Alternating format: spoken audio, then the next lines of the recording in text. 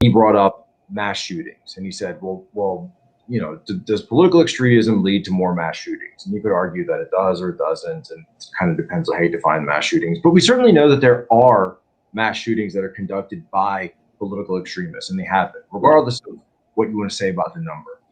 And the thing that I will always come back to and say is, and this is where I got my response, that I think that was poorly served, the United States was poorly served by the shutting down of our mental institutions from the 70s to the 90s, on the entire public health system for mental institutions, for not making that available to people, and instead going now to the more psychiatric, you go and get your prescription, and then you're sent back out on the street model, right? There are certainly people, and how many times does one of these shootings happen where you go back and they say, you know what?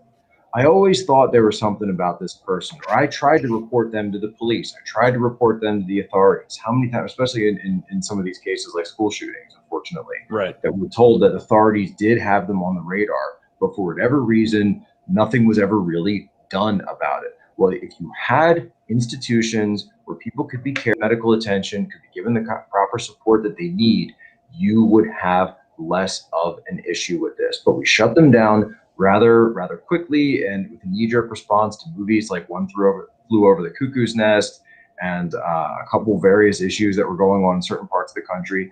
And hey, it made sense. Politicians didn't want to have to pay for it anymore. They said, not my idea. Pharmaceutical companies, of course, wanted more customers, wanted more clients. The insurance companies knew they were going to get paid for it because the government was involved. So it just made sense. But the problem, and I think that not only is that exacerbating the political extremism issue, at least when it comes to mass shootings, but it's also exacerbating our homeless crisis that's going on in the country right now. That when you look at many of these cases, that people that are living on the streets are people that would or should be in some form of mental health care, and they're not getting that because our country is not making it available to them. So call me a lefty, call me a liberal if you want to, but on that issue, right? On that issue, that's something where it's like, come on, you got to do something here, and if it makes sense for that to be a public service, then so be it. Now, maybe if it's better for it to be private run, but you do it like like one of these charter schools, and as opposed to direct government run. Whatever you have to do to make it, to make it be safe and make it be have a proper standard of care for everybody. We don't want these to just be places where we can brush people aside, obviously. But I don't think most people today would call you a lefty for thinking that. I mean, I've run for office before, and I've run on that as a platform that we have dumped our mentally ill out into the streets. Just look at all the homeless areas from the capital to Los Angeles, and Seattle, and Sacramento, and I mean, it's crazy out there, and most of that is a lack of mental health care. And when you think about the mass shootings at the school up in Connecticut, mass shootings at the theater in Colorado, the shooting where Gabby Giffords was shot, all of those people were under mental health conditions where they were either being treated or had medications and were taking them.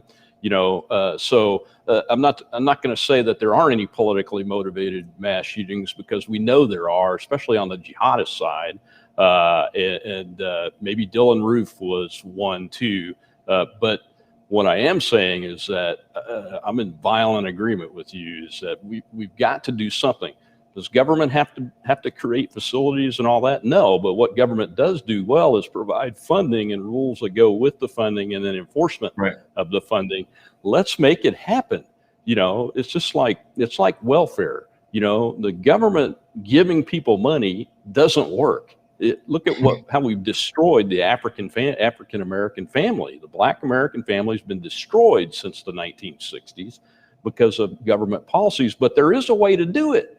Bedford-Stuyvesant in New York, Senator Robert F. Kennedy was a big advocate of that. The corporation still exists, and that was government helping and entrepreneurs and innovators helping a community become a community of small businesses.